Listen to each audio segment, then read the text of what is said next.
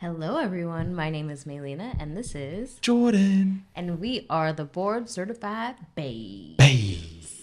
How's BAEs. it Hey, going? it's good. I'm glad to be back Ah, in the studio. ooh, in the studio. How Yep, are you? good. I feel like a lot's happened just within our relationship in the past few months, and so yeah, it's been good. It's been busy but good. Sure has. Yeah. Are you you're busy too. You're just booked and busy getting ready for this conference that's coming up. Yeah, Can shout out to you the BMBA conference can you that's do coming a up. little highlight, just a little quick bloop, What is a bloop? just like a little few details. Yeah, so we will be heading to the BMBA conference or BMBA summit, sorry, in September 4th through 6th in Atlanta. Welcome to Ellen. Yeah. I will be hosting a panel on entrepreneurship and ABA. Yeah, you will. So That's so that'll be on exciting. day 2. So yeah, get your tickets and come on, see us in person. Oh yeah. It's gonna be a lot of fun. I'm excited to meet a lot of people in real life. Yeah, yeah. So anyways, We are real people behind the screen, you know. It's not just yeah. this section. Yeah. So, anyways, that's what I'm excited about. It's been cool seeing you in your professional bag. The bag of tricks keeps growing, I guess. Yes, put that on your resume. All right. Well, anyways, today we are going to be talking about behavior cusps and pivotal behavior. Pivotal. Mm-hmm. Yes. So The bit. let's jump right in. Jordan, can you go over what a behavior cusp is? Yeah. So a baby hat cusp, for those who are studying, which you will need to know the difference between the two, which is really important. And I think a lot of clinicians just need to know the difference between them too. So a behavior cusp is any behavior that we're teaching that is going to open the door for the client to be able to receive reinforcement in more areas. Or new environments too. So if we're thinking about like just some of the standard easy to think of ones, we got walking, talking. Those ones are behavior cusps because you can get around a lot more when you're walking. Opens the door for a toddler to be able to get access to more things, right? More reinforcement. Fortunately, unfortunately, we are going through that season right now. We sure are. And then talking, obviously, as we're going through that season as well, you can start requesting for things and things like that that will able you to get the things that you're looking for in an easier way. Yes, right now, Moore and Mom sound very similar, but it's usually all that she's asking for, anyways. So, So yeah, that's true. More mum. yeah, That's what we get on our side. yeah. Ah. Yeah. So that's behavior cusp for like the short 10,000 foot view. But we Okay, can dive deeper into it. that's amazing. Thanks for being great at explaining things. Okay, so we have that over there.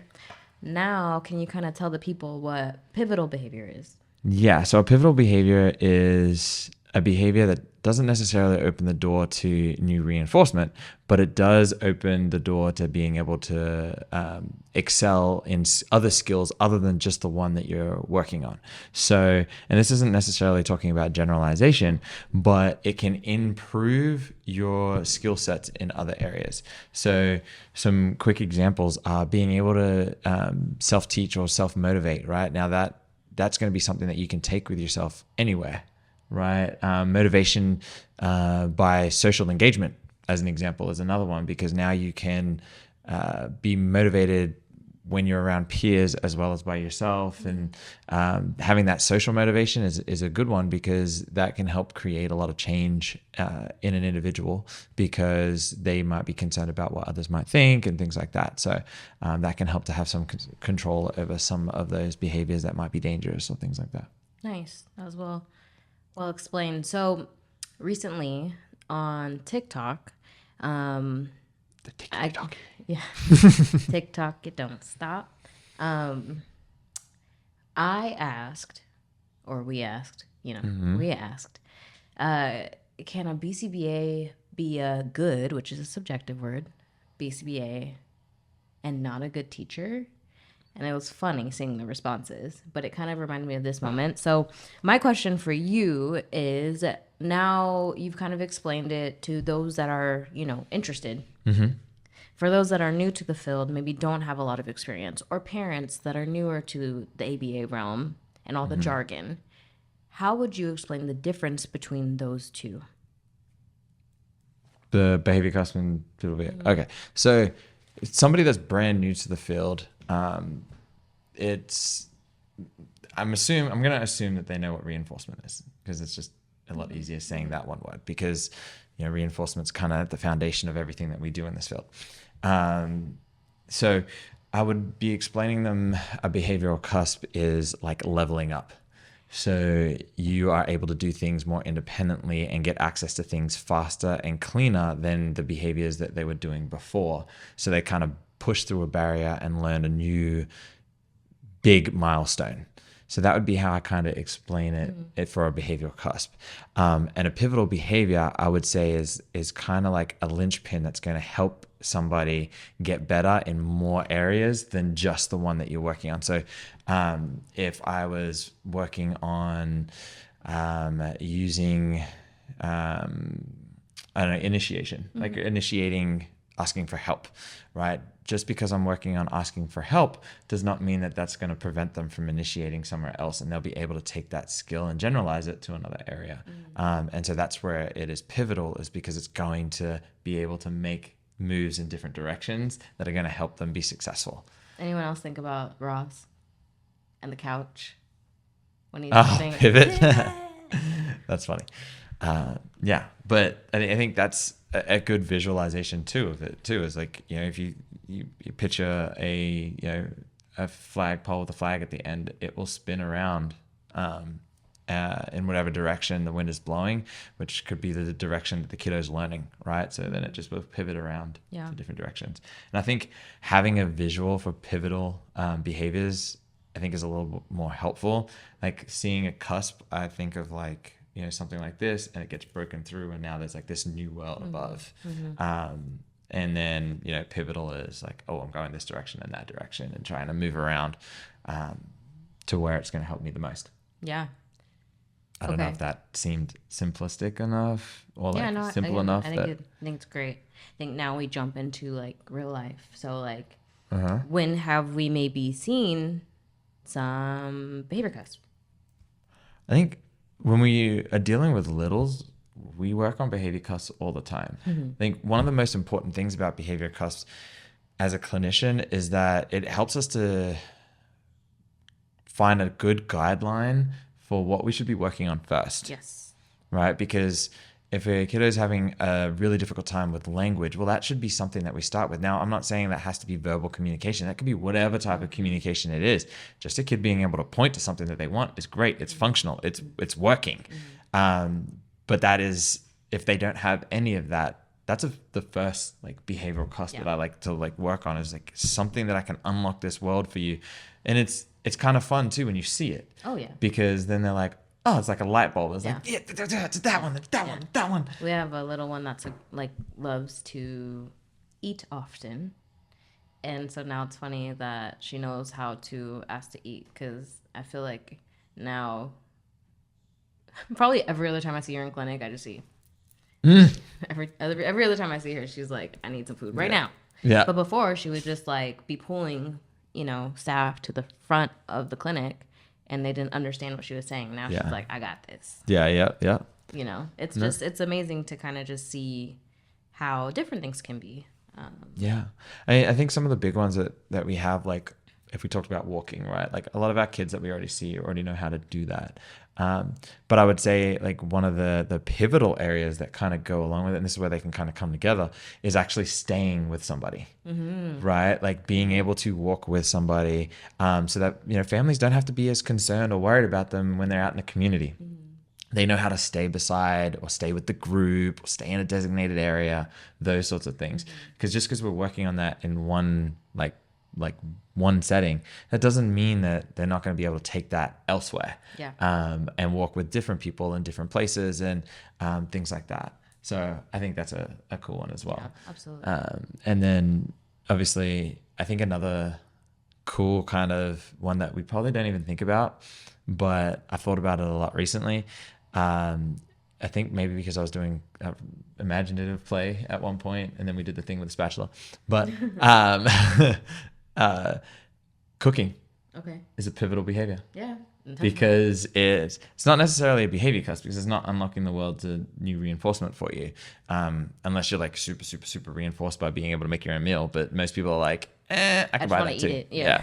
So, but it is pivotal in the sense that it's going to work on a lot of other things too. So like if you're following a recipe, right? So now like you're self-motivated to do it in a particular order in order to produce the product, or the permanent product at the end, that is the food, right? So now you being able to initiate cooking and learning that, it is pivotal because you've learned how to follow instructions. You've learned how to follow a recipe or a task analysis. Learn how to wait. Yep. Learn how to wait for that food. You learn how to match the temperature on the oven as well as what it says in the book or the website, whatever you get your recipes from. So like that is a big pivotal behavior where I would say that we develop as we go through our teens. Yeah. Starting to cook and then through college when you're stuck doing ramen. But then you move out. Yeah. Move on. Yeah. No, I think that's great. And that's a great example too. I think even like toileting can be one that that's a behavior cusp. Is huge, but I feel like it could be borderline pivotal as well, in the sense that like there's a lot that goes into it. So it's like, yes, the part of using the restroom, but then all that goes into it. So like, whether it be like the clothes, right? Like working on the clothes, and where I need to put the toilet paper, where I need to turn on the lights, and then the bathroom. So like that whole thing all together. Absolutely. I mean, I think one of the points that we didn't make is that pivotal behaviors and behavior cusps, they're not mutually exclusive. They can coincide with each other. The example that I think is a good one is naturally throughout life, like when you learn public transportation. Right, it's a behavior cusp because it does open the world to new reinforcements, right? Yes. Because you now can hold a job, you can go places with your friends, you can have access to things you need. Yep, access to all the things that you need, access to places to go that you need to be able to get to. So that's where it's a behavior cusp, but it's also a pivotal behavior because you are now learning how to problem solve, right? How to connect bus route to bus route. You are working on initiating yourself to get to a place at a certain particular time in order to be able to go to work and get the money and get the reinforcement that you need to. Money to pay for bus fare. Exactly. So like that goes into budgeting. Like there's a lot of things that kind of go into that, kind of like what you're saying with toileting, but that makes it a pivotal behavior as well as a behavior cusp. But it's one that as adults we tend to learn, like. Especially if you go off to college to a different place, usually if you didn't take a car or you don't have one, you would use the school's transportation, which might be bus routes. And like for me, I remember going to a school that had bus routes, and like that was kind of confusing at first, but it is a behavioral cusp. Once I got it, I was everywhere. Well, I was from another country, so I didn't have a car. Couldn't bring that with me. Yeah, no.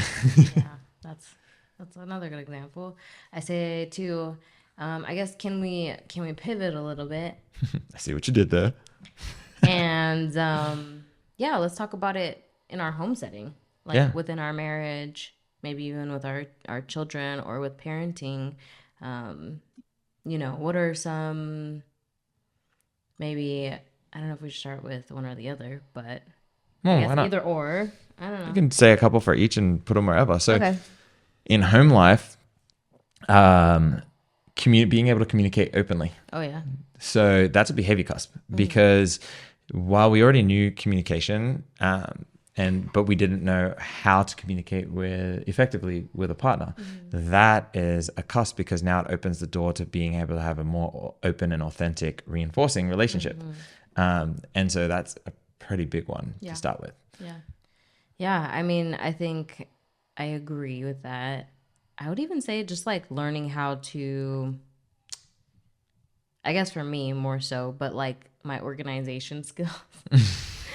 I feel like that's one thing that has had to develop or like change, I guess. Would that be more pivotal then? Because it's like just more like having to change how I live. once I moved in with, like, once we moved in together, and then on top of that, once we had children. Like, those are all things that changed as we're going on. So having to adapt to even like laundry, like, okay, maybe before it was once a week, now it's like not several times. Yeah, like, but things so like that. You're 100% correct. I would say that that's pivotal.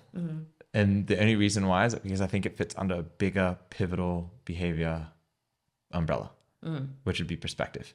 Okay.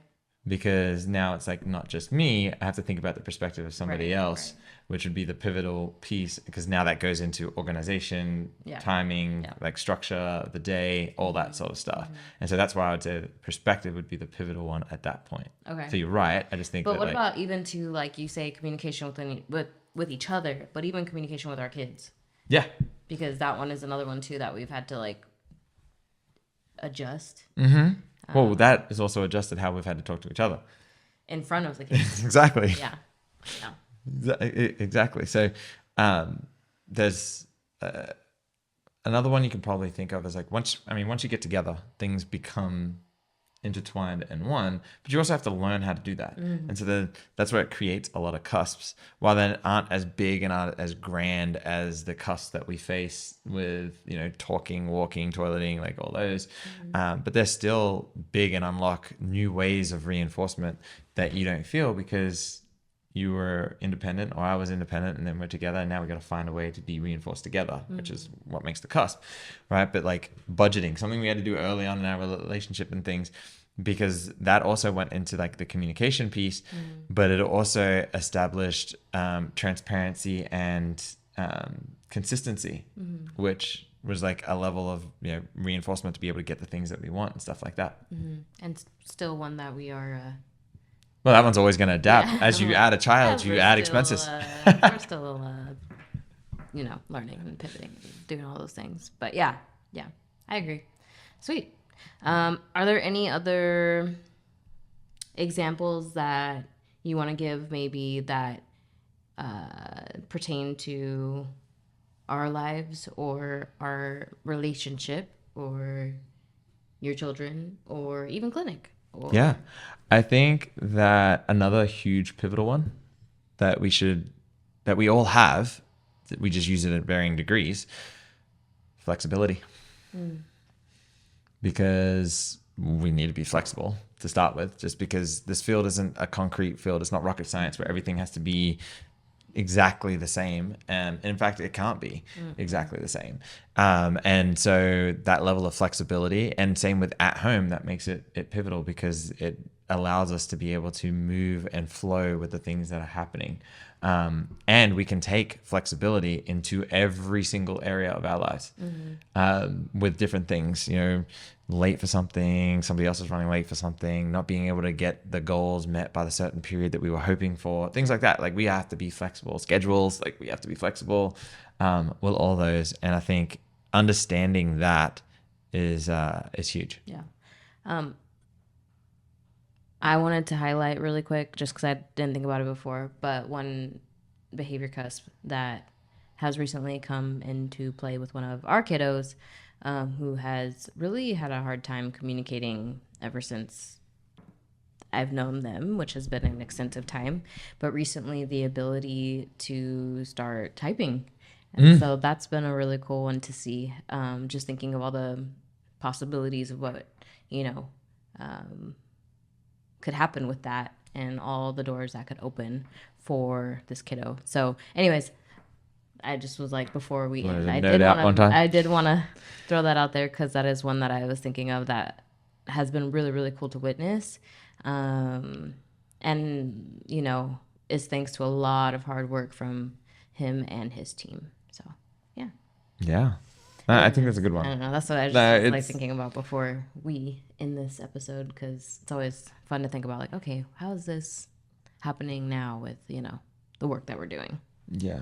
And I think it also points to us highlighting that things aren't always what they seem. This, you talked about the hard work that went into like that kiddo, or that has been continued to be poured into that kiddo. And you think about how many places or how many people would have just written them off. Yeah. And I think that it's just like, we can never assume that that kids don't have skills. Like, I just don't think that that's fair. Yeah. And I think that it's a hard thing to think that's like, oh, there's a lot of work to do, but it's like, no, well, it's a lot of work to do from our perspective. It's not necessarily from the kids' perspective. And I think that's also where the field is shifting too. So like using the behavioral cusps and pivotal behaviors can help to identify a good structure, a good, curriculum-based structure, I guess is the best word for how we should follow or what we should do based on that kid once we get in there, because we can adjust it however we need to, which is a pivotal behavior.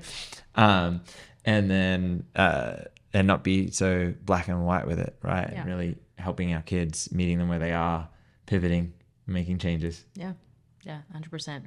Well, is there anything else you wanted to add in before we wrap it up? Not really. I think just if you're studying or you're learning these things, at the end of the day, these are both really important concepts, right? Pivotal behavior, behavior cusps, they're really important because they can help guide the way that we teach, the way that we should prioritize the learning. But at the end of the day, we want to be putting our kids first anyway. So you're going to do these things. We're just putting the terms out there so it actually makes sense. And unlike some of the textbooks that we face, let's put it in some real life context. Like not just like this is a behavioral cusp and written in a very detailed way that's hard to understand. Yep. I think that's all I have to add. Have you got anything to add? Nope. I think I gave my little example and drop the mic. Yeah. It's like I'm gonna ride this high until the wheels fall off. Fun question. Yes. One thing you're looking forward to this summer? Does the conference count? No, that's like fall. Isn't September still the summer? No, I feel like August is the end of summer. So. Okay. I am looking forward to all the things that we've got going on. So getting the pool in. Also excited about trying to spend some time at the beach. I think. Yep. We are in California, for those that did not know. Yeah. If they don't look like a can of sardines on the beach, then I will totally like to visit. Cute. What about you?